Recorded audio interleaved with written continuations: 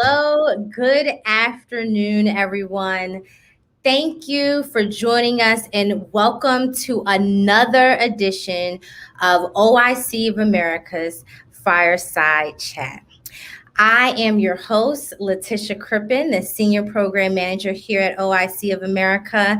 And on behalf of the OIC of America staff and our network of affiliates throughout the country, we want to thank you for joining us for this special moment to recognize our founder, the Reverend Dr. Leon H. Sullivan. And without further ado, we know the organization was started by a Baptist minister and pastor. So we are going to lead right.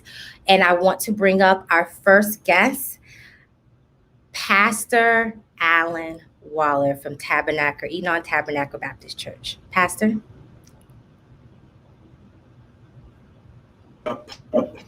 This conversation and to be a part of this celebration as we consider the life and legacy of Reverend Dr. Leon Sullivan.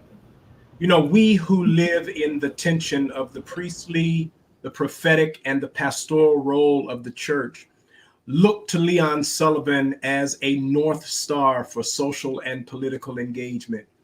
We often ask, what was he on to and what does he call us to? He calls us to something more than charity, because charity, whenever we do charity, charity both celebrates and indicts the charitable. If you're able to be charitable in some way, you have participated in a system that actually produces the dross that needs the charity. So that the church must move on beyond charity into building capacity in the community. When we who are in Philadelphia look at the life and legacy of Pastor Sullivan, when we look at Progress Plaza, we are reminded that we have to move beyond just simply throwing money at a problem or serving persons who are in need, but moving on to community reinvestment and engaging to help build capacity in our community. We are so honored. We who are pastoring in Philadelphia are so honored to be a part of his legacy. And I am grateful that you've allowed me in some small way to pay homage to such a great leader. And so we hope today that we will all be inspired to find our piece of the puzzle, to take from the principles of his life and to apply it in a very practical way to the things that we are doing so that we can, in his words, build, baby, build. And we can even take this moment, which is the precipice of change, and be a part of the new tomorrow. And so I am grateful, and I invite all of you to join me in prayer as we begin this program and celebrate this great man of God. God, we love you and we thank you.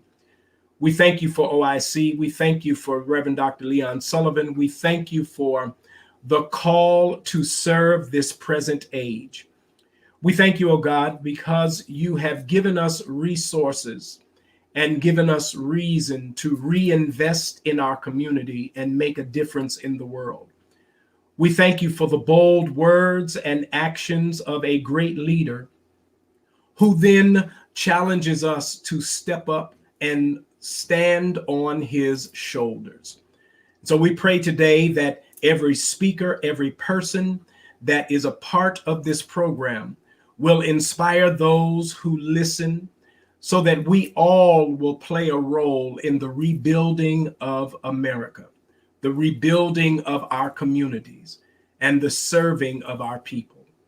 And God, I honor the reality that you took this man and used him to meet people where they are, that they would ultimately know who you are. And so it is because of that, we pray this prayer in the name that is above every name, a name that declares that one day every knee shall bow and every tongue shall confess. I pray this through Christ our Lord, and for his sake we do pray. Let us all say, amen. Amen. Thank you all so much. Enjoy the rest of this program and be inspired to good work. Thank you so much, Pastor. That was so inspirational. And I have no doubt that everyone who has taken the time out to join us today will leave fulfilled and inspired. And so today's event is one of our most meaningful ever. We've had a series, Fireside Chats, really bringing on some thought leaders and having meaningful dialogue to uplift and inspire our network. And so today is the ending or the culmination of the last 20 days. We've been reflecting on the work of Leon Sullivan. He's done so much for not only Philadelphia, not only for the United States, but for the world. And so today we have a wonderful event planned for you. We will be talking to the leaders at GM to discuss their work on diversity. We'll also get to hear from from the Sullivan family, say that 3 times. And we will close with a really amazing dialogue with the one and only Congressman Dwight Evans. So I hope that you all will stick with us for the full hour. And without further ado, I am going to bring up our fearless leader, Mr. James Haynes, President and CEO.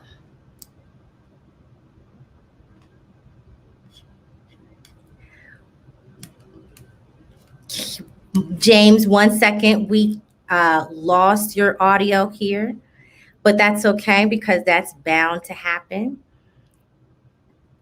James, can you speak for me now? Can you hear me now? I absolutely can. Okay. Well, thank you, Letitia, for that warm welcome. Really appreciate it. And welcome everyone to Moving Mountains, a remembrance of life and legacy of Reverend Leon H. Sullivan. As Letitia pointed out, is that we've got a really unique program that's scheduled for you today. In today's climate, as we started to think about this event last year, we were thinking that we'd be able to meet in person. However, the pandemic taught us otherwise. So we've had to pivot, and we're doing this virtually. So we really do appreciate those that have taken the time out to be with us this afternoon. So with that in mind, I'd like to at least acknowledge a couple of folks or what will be considered groups. First, let me at least offer acknowledgement to our network, the executives who run our OICs across the country, the men and women who work tirelessly so that we can actually provide services to the underserved. And they have been extraordinary during the pandemic in terms of meeting them not only where they're at, but in the communities of which they serve. They've done a wonderful job of meeting the basic needs of people during a tough time. So thank you, our affiliate network. I'd also like to acknowledge our board of directors, many of which are with us this afternoon. And we acknowledge your presence and we appreciate your guidance and your leadership. And lastly, in terms of welcome, I'd like to also welcome the alumni and those that have been affiliated with OIC over the years, as well as those that are newcomers. Thank you for joining us this afternoon. And I hope that by the time that we're finished, that you're inspired to continue to do the work that our founders started over 50 years ago. Now, as part of the program, I want to pivot for just a moment as we move on to GM. I'd like to introduce to you Ken Barrett, but before we bring Ken on, Ken is the Global Chief Diversity Officer for GM. And before we bring him on, where we can actually have a chat, is that there's a video that we want to show you in terms of diversity and inclusion about what's going on in GM these days. Cue video, please.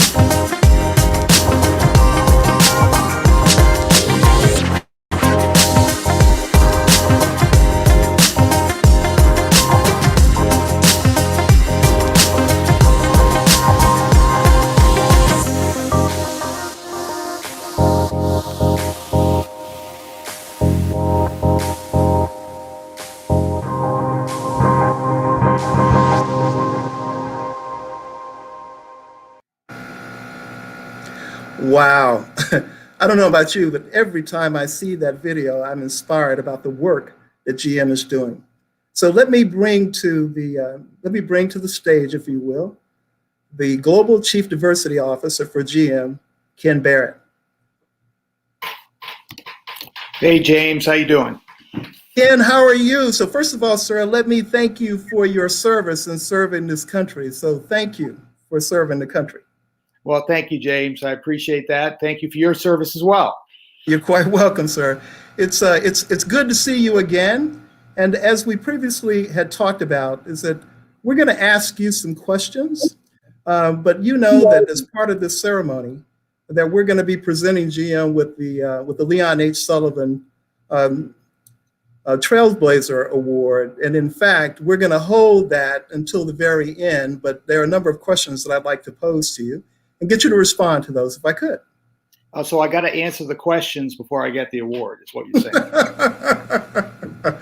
Ken, you've heard the phrase is that there's no free lunch. You know that phrase, right? I do. Okay, so let's put you to work. These are questions of which that I'm sure that you and your colleagues at GM can answer. Not a problem. And I want to go back to a couple of the books, one in particular where Sullivan talked about the challenges at GM. And he really talked about at a time when he was part of the board of directors for GM, he had a point of view about apartheid in South Africa. And in doing so, he challenged GM to not only get out of South Africa as a result of apartheid, but he also challenged GM in terms of Black jobs within this country. So can you tell me what the culture was like? And I know you weren't there then, but I know that you've been around long enough to have talked about his presence when he was there. And so can you talk about the culture and the issues that were presented with the board in terms of his position? Yeah, I mean, I think a great question, James. And I think it's important. I've tried to look at it a little bit of where General Motors was as a company at that time. And I would say kind of prior to, Dr. Reverend Leon Sullivan joining the board in 1971, there were some other things that were happening, obviously, in the country. We had the riots in Detroit in 1967, the death of Dr. Martin Luther King Jr.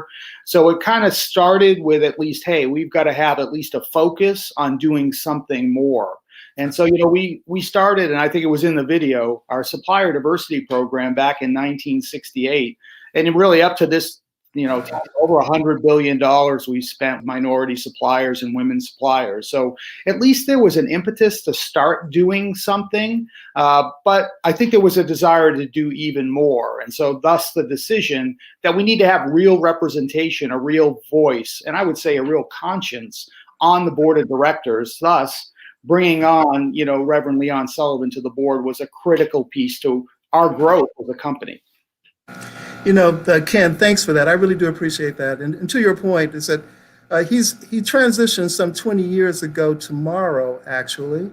And in fact, he was installed on your board of directors 50 years ago. 50 years ago. And that, to me, that's absolutely amazing. And if you read the stories, and I was fortunate enough to be able to meet him and work for him. And he actually invited me to join the board. So I do this work because of what he stood for. So let's move on. So thank you for your response on that. So that we know that GM adopted the Sullivan principles, and GM finally did pull out of South Africa, as did many U.S. corporations. But what are some of the areas that he impacted that we can still see evidence of within the organization today? Yeah, I would say, first to start off, I would say Reverend Sullivan, when he joined the board right away, there were additional initiatives that started. And, I just happened to look at dates to try to put the time and place together.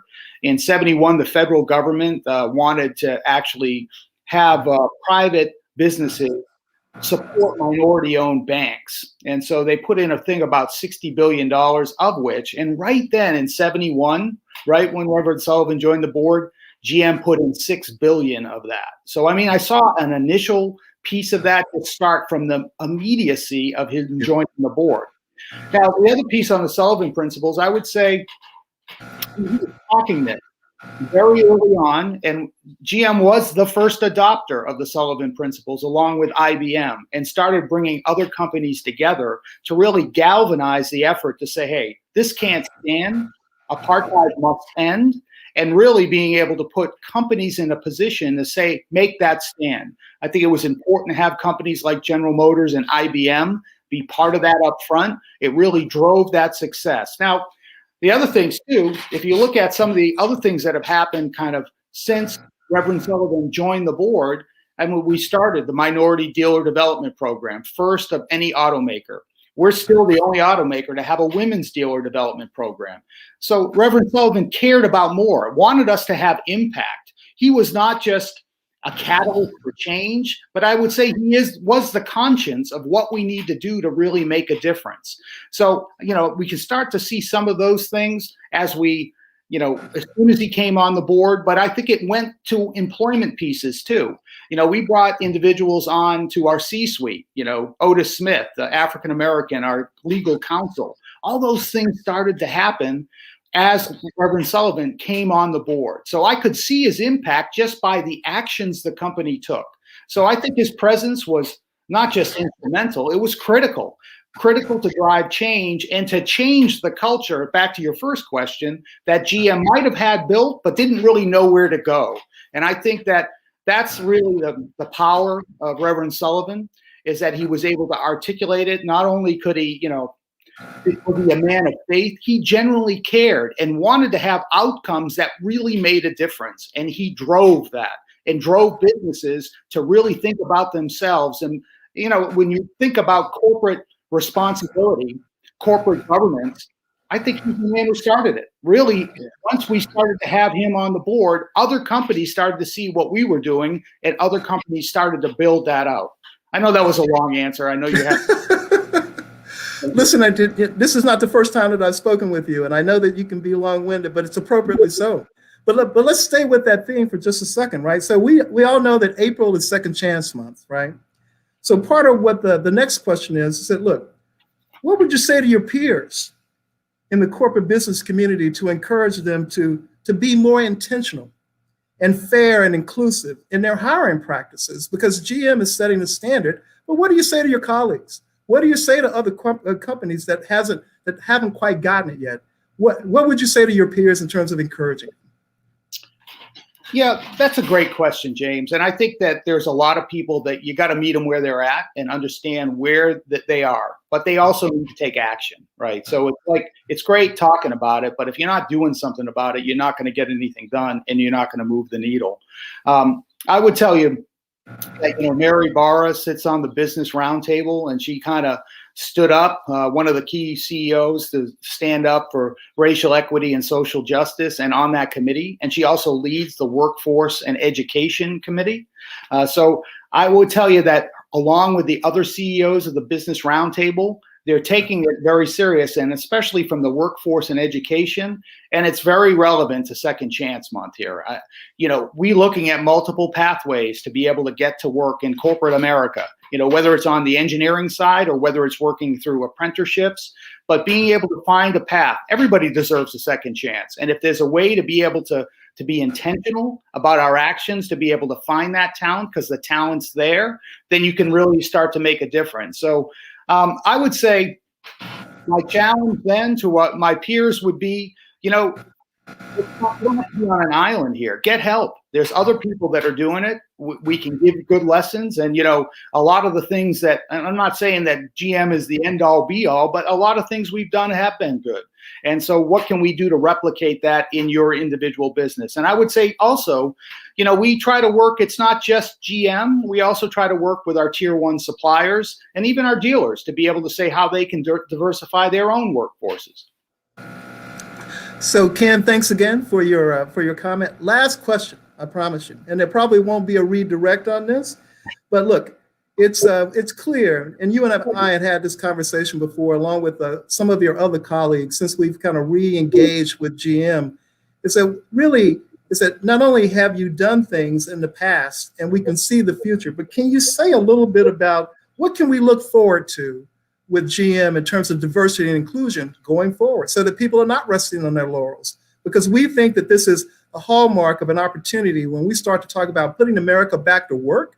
We believe that OIC of America is a good solution to making that happen. And we're looking for good corporate partners. And we welcome the opportunity to partner with GM going forward. But what is GM doing about diversity going forward?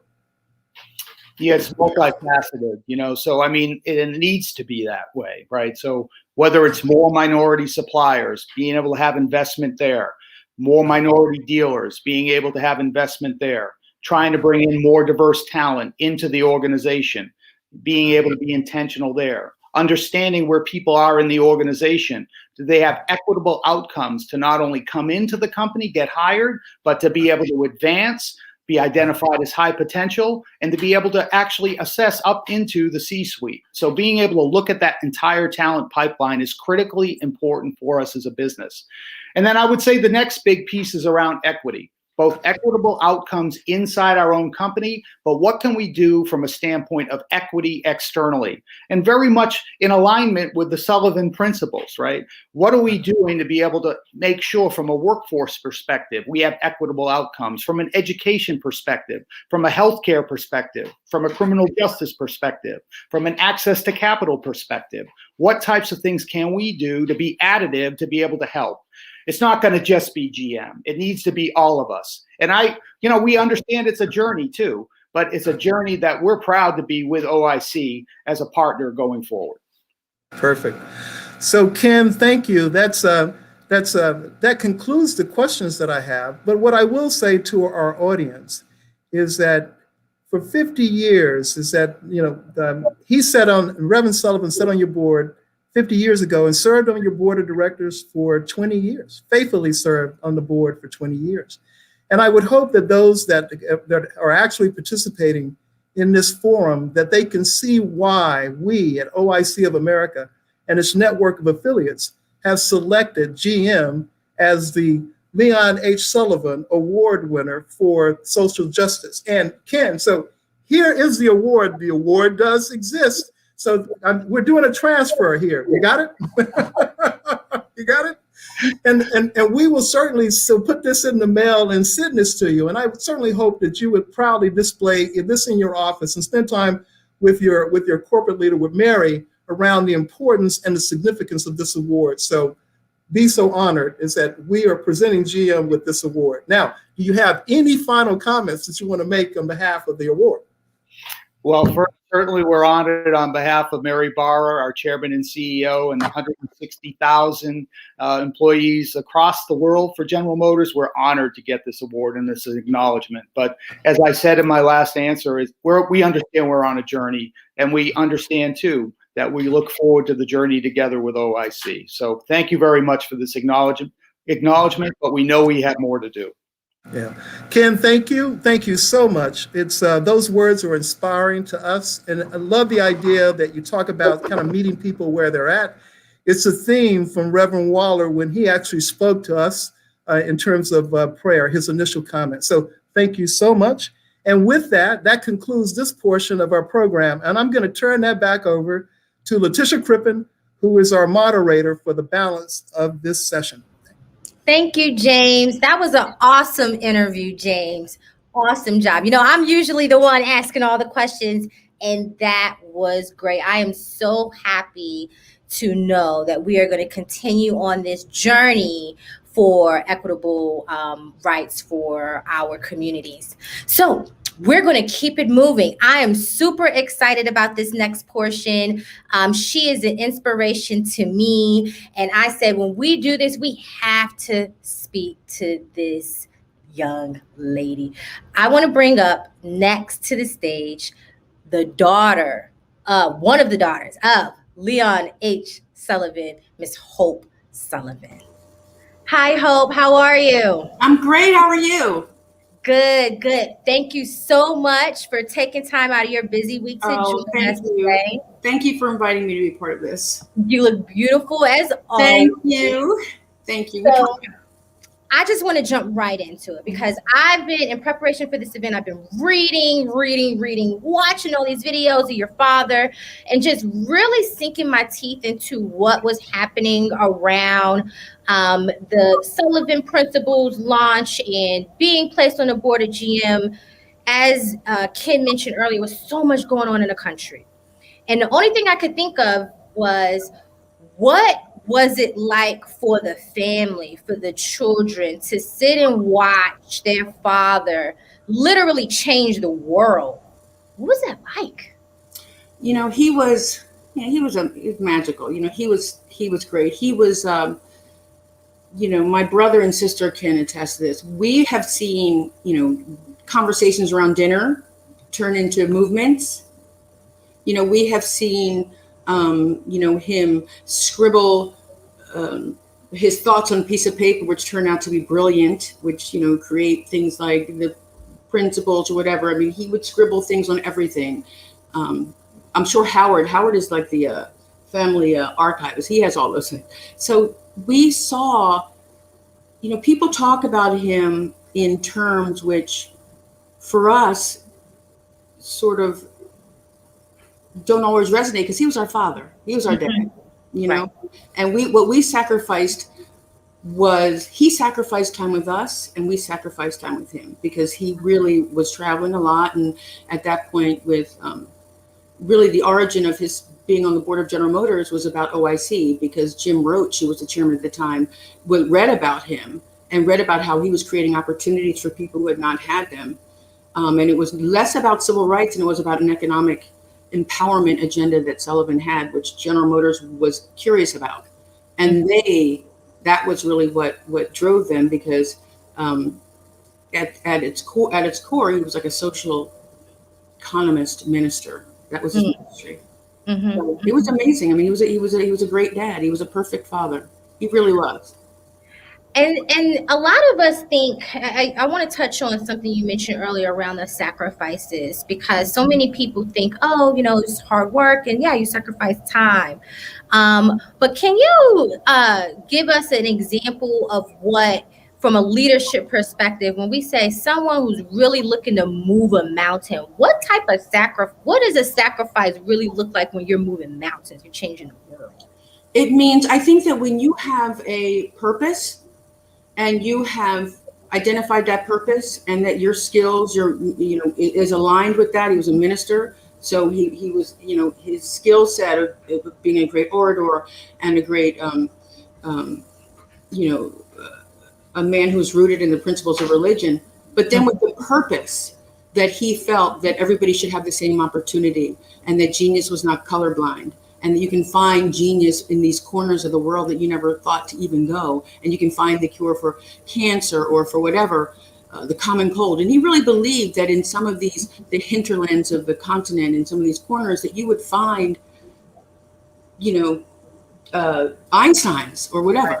And so what he did was, knowing that there was brilliance out there and that people just lacked opportunity to share their potential, either in the workforce or any other way. That was really what drove his purpose. And that was really about OIC. That's everything. That's the work in Africa. It's about giving people opportunities to be the greatest version of themselves. But we all need an opportunity.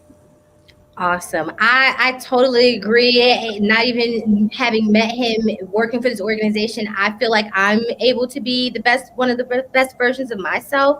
So it still resonates throughout the organization. And I thank you so much for joining us. And thank you for sharing those kind words and giving us a glimpse into what it's like to be the daughter of Leon Sullivan. And we will keep in touch, right, Hope? Absolutely. Absolutely. Thank you for recognizing him today. Take care. No problem. All right. Take care, Hope. Thank you. Right. Guys, give Hope some love in the chat. That was great. I saw that someone was able to, second the fact that, yes, he wrote on napkins and it became, us pulling out of South Africa. And so that is just, I just can't say how much that moves me today, for sure. And we're talking about moving mountains, and I'm about to bring up another mover who is, I know it might sound weird because it's like, oh, he's a congressman. I love this man. I love our next guest. I am going to bring up a man who has been fighting for the community in Philadelphia for so many years. You can see him on the ground in real life. I'm wondering when he ever goes to Washington, to be honest with you, because I'm always seeing him in the community. And so without further ado, I want to bring up my next guest, the Honorable Congressman Dwight Evans. Good. How you doing, Congressman? Excellent. Good afternoon. Good afternoon. And this is absolutely my pleasure to join with Hope and join with the historical aspect of he was my hero. I'll be very clear. It's funny you mentioned that he was your hero, because I was at a dinner and you were the keynote speaker, and you reflected on, I believe you were 10 years old, you mentioned, seeing him open the first OIC, the Philadelphia OIC, in an abandoned jailhouse. Correct. And just saying it, I get chills. Can you take us back to that moment? That was a very interesting moment, because the jailhouse at 19th and Oxford used to be an old police building. Was right across the street from my Aunt Rosie and my grandfather's house. And that's where my mother and uncles grew up, in that house on 19th Street. So you can imagine, as a 10-year-old, this 1964, I was born 1954. At 10 years old, the impression, I didn't know Reverend Sullivan. I just knew, I remember all those people out there that day. I just knew all those people. And I was observing what all of this was happening, what was going on at this particular location. And it set an impression on my mind at that time. It set an impression when I was 10 years old in my mind on Oxford Street, right at 19th Oxford. And when I think about it, and I've thought a lot about it as I have grown in life, that I've seen a Black man leading this type of effort. Now, it was hard for me to be able to interpret all that was taking place, but I knew that something was happening. Yeah. And what was affecting me was the fact of this leadership and what he was leading. So in 1964, if you look at what was happening during that period of time, for a Black man to be leading that many Black people, that certainly did a lot to me. Yeah, I could only imagine. And, so when you say the impression it had on you from a young boy, you are heavily involved in economics, Black economics, and on the Hill, right? That's, it's interesting you say that, because I'll give you a little sense. When I got elected in the state house and became chairman of the House Appropriation Committee, I was attempting to model what he laid out. I became chairman of the Appropriation Committee in 1990, the first African American ever in the history of the fifth largest state in the nation. Wow. This is the job Ben Franklin used to have. So Ben Franklin, there's a 300-year gap between myself and Ben Franklin. So if you talk about something that was impressed me, it was Reverend Leon Sullivan influences that was upon me. So when I got elected to public office in 1981, so you figure 1964 I seen this, 1981 I got elected, I was 25 years of age. That was the formation of the developing of philosophy. That was the formation of development of my philosophy. Awesome. Awesome. So we took some time to reflect on Sullivan and his work, but I want to dig in a little bit to the things that you're doing because you are continuing a legacy. You are a reflection of what he stood for. And when we think about fighting for economic growth, can you share with us what that looks like for you in Washington? What are you fighting? What committees do you sit on? And what's the fight for economic growth happening right now in the House? What's interesting is I sit on the oldest committee in the United States Congress, which is the Ways and Means Committee, which is written in the Constitution. That's the very same committee that Thaddeus Stevens, who was chairman, but the first chairman of that committee was from the city of Philadelphia. And Ways and Means, and let's connect it to today when you say, when the President of the United States helped push what you call the American Rescue Act, which was 1.9 trillion. And the focus of that was about economic wealth building. That was the focus. It was trying to take people from poverty into middle class. Very similar to Reverend Sullivan with the way he did on the board of directors of General Motors. Right. In 1971, he was on the board. In 1971, I graduated from high school. So I was seeing these influences, 64, 71, that was effectuating me in terms of if I had the position of power, the question is, what would you do with it? That always read, what would you do with it? Well, Reverend Leon Sullivan was laying the blueprint. He was laying the blueprint at that particular time. And I don't think he knew the level of influence, not until later, when I got to finally meet him.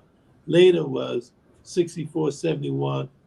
I get elected, become chairman of the Appropriation Committee, the first time a Black had ever become chairman of the Appropriation Committee, which in return laid the groundwork for the things that I do today. And then in Washington, now that I'm on the Ways and Means Committee and I'm on the Small Business Committee, I'm on that intentionally because one of the first places I worked with was Our Market. I was 16 years old and I worked at Our Market. Now, where did Our Market come from? Reverend Leon Sullivan, OIC started that. Training. So I worked at Our Market and I seen Black men, people leading Our Market, developed this, they had about 4 of them. Those things were influencing me as I got into public life. And it sort of was a blueprint in my brain about, what did I want to do? Well, he laid the blueprint. He laid the blueprint for where I'm at. I'm now 67. So he laid the blueprint, 10 years old. He laid this blueprint that I have been trying to carry the entire time that I've been, as I got to meet him and develop it, I began to try to carry the vision that he was laying out, talking about the OIC movement. I was piggybacking on that. So with that, you're carrying it on, you're doing a great job, in my opinion. But a lot has happened in our country over the last, 4 years, could be, some of us can say 8 years, 12 even. The politics of this country has been divided. And we know that Leon Sullivan, he was nonpartisan. He was bipartisan. He worked with anyone across the aisle.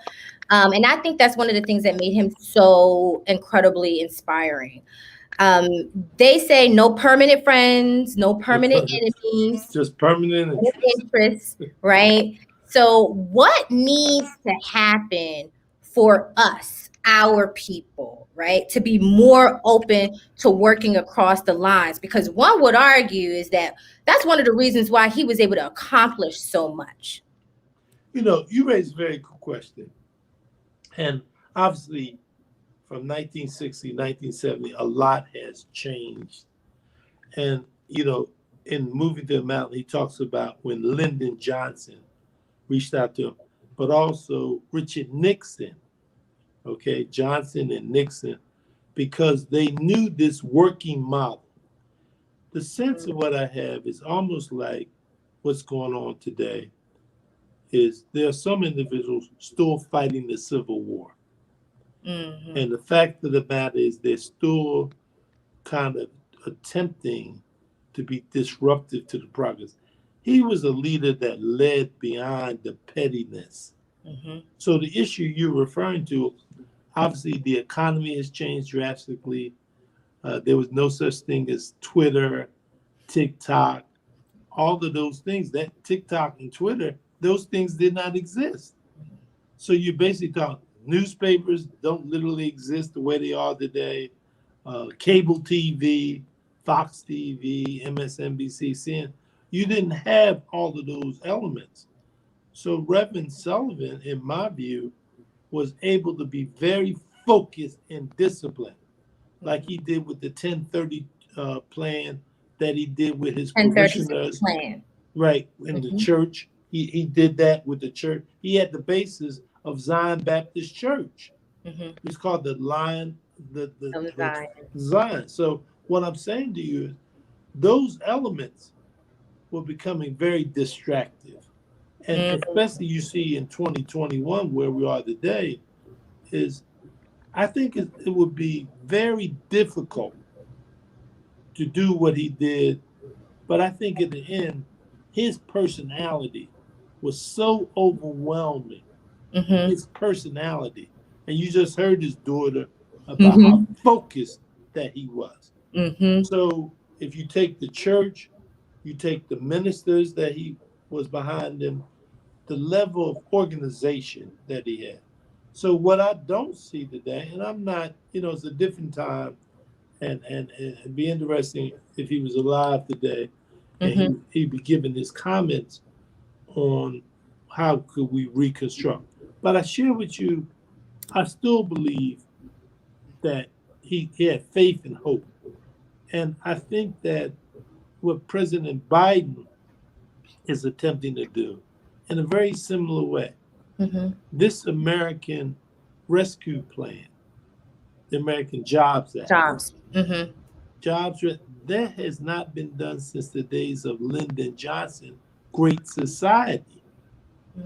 So Reverend Sullivan was able to take advantage of that opportunity in leadership, coming from West Virginia, where he had a following, he had developed. And Philadelphia was like a laboratory. So interesting, what am I trying to do? I'm trying to duplicate. I'm trying to duplicate. I'm trying to adjust. Obviously got to adjust. You got to use Twitter, use TikTok, use all these social tools. And I'm just trying to take the same model. Because it works. And see, that's what I'm trying to do. But you have to adjust to the situation. And the issue about the level of poverty we are in the city of Philadelphia, 26%. He wanted to do something about poor people. If you notice, the whole mission was about poor people, 26% of poverty. Look at the aspect of the jobs disappearing.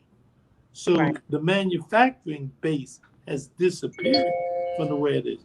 But it's still possible. You just have to do it in a different way, and you have to stay focused. And I'm glad you had Reverend Wilder, because if there's anyone who has that kind of, Reverend Wilder, my pastor, Reverend Paul, you still have. I think that the Black church, they had a big role. Yeah, they got a role, and I think that the Black church, similar to Reverend Sullivan, is essential. Is an essential foundation. And think about it. The level of violence was not what it is, obviously, then, like it is now. Right. So it's all of those. It's no single answer, and I don't want to profess that even if Reverend Sullivan was alive today, it would be a challenge, but his leadership was very important. Very strong leadership. And, you know, when I think about all the things that we have to get through, I love how you said you're just trying to duplicate. Like, there's already a blueprint there. Like, let's follow that. It worked. It can still work. You make some adjustments, and then you can really make some impactful change. And on that note of taking a blueprint and making some adjustments, right now, for those who are new to OIC, we have 31 affiliates in 22 states. These affiliates are working hard, rooted in the community, deeply rooted in the community. Some of them have been in their community since '64. And so when we think about the work that our affiliates are doing, historically, we've been able to make things happen because of the work that Sullivan did in Washington. What are some of the legislations or things that are coming out now that OICs should pay attention to that will ultimately benefit us, benefit the community-based organizations that we are? The biggest opportunity is this American Rescue Act. It offers an opportunity. It's a building block on those 31 affiliates that you talked about. The Rescue Act was 1.9 trillion. It's when you look at the economy, it's building on that. Mm-hmm. You got the basic. You make your adjustments depending on where your environment is and depending on the day.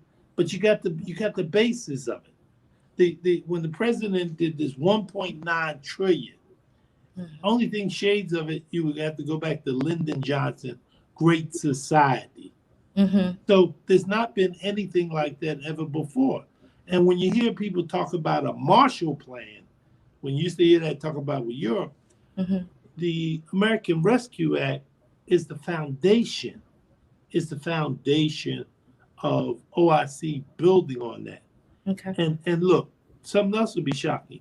You have 66 members of the Congressional Black Caucus, 66. And I share with you is the part of our discussion is learn that. Well, in 1971, when the Black Caucus first was organizing, and the person who was my predecessor was Robert N.C. Nix, who was elected 1958. So he's elected 1958. Reverend Sullivan did OIC in 1964. So I said, you got 66 members, and you have members on all kinds of committees: Ways and Means, Energy and Commerce, Appropriations. You have Jim Clyburn, who is the whip from South Carolina. That's the very same position Bill Gray used to have. And the reason I'm saying this is having this discussion is people understanding that history and then connecting it. Jim Clyburn from South Carolina is the third ranking member in the United States Congress. Third. And then you have a young brother named Hakeem Jeffries, Right. the caucus chair from New York, right? You have Barbara Lee, who's from California. So what you're saying is leveraging the Congressional Black Caucus and really helping with the OIC mission. And we really need to educate. Not recreating that wheel again. Right. You have the foundation. You have the plan with moving the mountains. You got the blueprint. Right. So you got 6.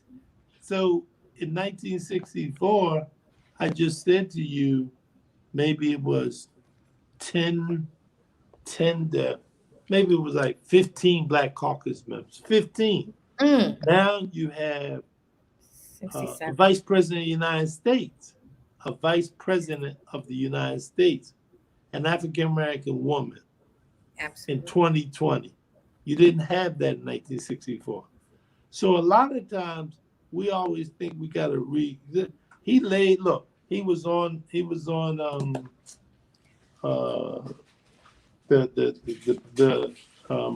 board of General Motors. He was the first. That he's there. So when you think about it, he was on there in March of 1971. Right. So if you look at the blueprint, I mean, you can look at Google, you can look at Facebook, Right. look at these I mean, you have Comcast right here in the city of Right. Philadelphia. What I'm saying to you is you have the basis. You got the Reverend Wallers, the Reverend Halls, you got them. And then you look at the blueprint. Got and it. Stay disciplined to the blueprint.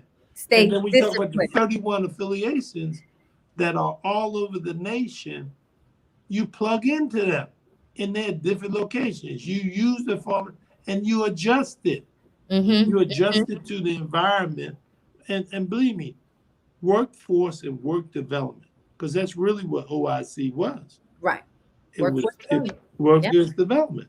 Yep. And what do we need more than anything today? If you look at what we need, and you talk about individuals not being able to get access to these jobs, because between those who go to college with a lot of debt, everybody doesn't necessarily have to go to college. That's another tool. The linkage to this, I tie right here. If you take community college, which came into existence around 1967, 1967, the whole debate over free community colleges, all of these things, okay. So the point of it is the blueprint is laid out. Obviously, there has to be some done. And one person I will say to you, who's the new chair of the Congressional Black Caucus, and she's an excellent woman, is Joyce Beatty. She's the chair of the, she's in Columbus, she's in Ohio. We will make sure that we get in touch with her as well. We've been friends of Butterfield in the past, and so he's the first congressman I talked to when I got elected. He's from the great state of North Carolina. Great state of North Carolina. Shout out to, can I use this time to plug our North Carolina affiliate, Rocky Mount OIC, Wilson OIC, ABCCM. We definitely have a foothold in North Carolina. And Congressman, I just want to thank you so much for making sure that we're reminded to stick to our roots. Yes. And it's a strong foundation, and we don't have to veer away from that too much. Add a couple tweaks, throw in some special sauce, and we've got a thing moving here. So thank you so much for taking the time out to speak with us today. I always in my interviews say you're now a friend of the part of the family now, but you've always been a member of our family. So thank you for being loyal and being helpful to us. And we will certainly keep in touch. And hopefully we'll see you soon. Anything I can do. Thank you very much, and God bless you. Have a good, and keep your masks on. That's the main thing, so we can beat this pandemic. Absolutely. Thank you, Congressman.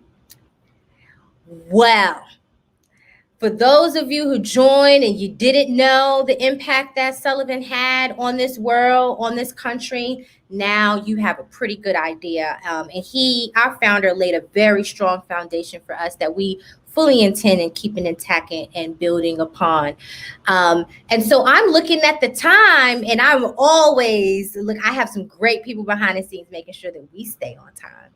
And so we are going to conclude this wonderful hour. But before we do, I want to bring back up our fearless leader. Hey, James, how are you? Letitia, I'm doing fine. How about yourself? I'm good. I'm going to let you go ahead and thank the great people who joined us today. Yeah, great. Thank you, Letitia, for doing such a great job. And thank you, Congressman Evans. And before you run off, I just want to remind you, I have a request in to meet with the Congressional Black Caucus. So don't forget about me. Is that I know that you and Butterfield will sponsor an opportunity for us to meet with them. So I'm still looking forward to getting on the schedule so that we can talk about the fine work and to continue to solicit their help. So thank you for that. We appreciate it. And just as in closing, before we bring on our final guests, I just wanted to thank just a couple of people, or a few people indeed, that are behind the scenes. First, the folks at GM. There's some other folks other than Ken, who we've already spent some time with. Shana Easton, Daniel Wallace, and Carlos Latour. Those folks are really instrumental in helping us sort of reignite the relationship between OIC of America and GM. Reverend Waller, thank you so much for the inspiration that you provided and the insight. as well as the work that you guys are doing with delivering the vaccine. So thank you. Again, Congressman Evans, is that we know that we can count on you to be there for us, and we really do appreciate that. Hope Sullivan, it's been a while since we've had an opportunity to chat, but welcome back. It's good to talk with you, and thank you so much on behalf of the entire organization for your family and what your family did in support of the great work of your father. So thank you so much for being here and making yourself available. And certainly last but not least would be the entire staff at OIC of America, as well as our network affiliates that do this work that tirelessly do this work on a day-to-day basis. Special shout outs to Diamond Henry, Shanique Banks, and last but certainly not least would be Letitia Crippen. Please, in the chat, show Letitia some love. She's getting good at this. Thank you, Letitia, and I'll turn it back over to you. Thank you, James. Thank you. We can start to negotiate, after today. No, I'm just playing. I feel honored to be able to bring the network together, reflect, learn, and just fellowship with one another. So we love to close, for those of you who've attended our events in the past, we love to close on a positive note, a high note, to really make sure that everyone has a wonderful weekend. And so I have a very special guest coming up next to the stage. Without further ado, allow me to introduce the one and only Mr. Gerald Austin from the Manhattans. Hi, Gerald. Hello.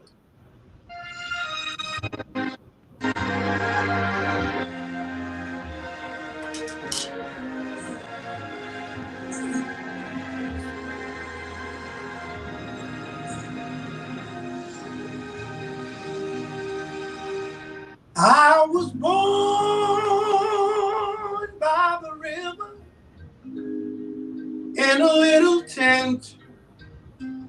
Oh, just like the river I've been running ever since. It's been a long time coming, but I know a change gonna come. Oh, yes it will. It's been too hard living, but I'm afraid to die, 'cause I don't know what's up there beyond the sky. It's been a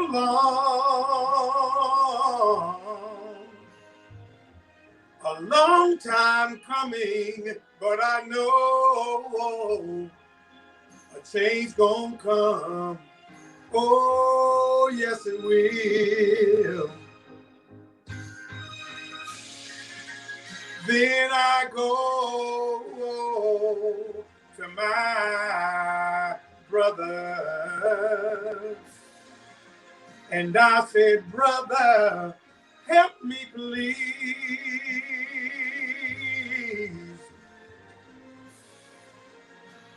But he winds up knocking me back down on my knees. And oh, there have been times that I thought I couldn't last for long, but now I think I'm able to carry on. It's been a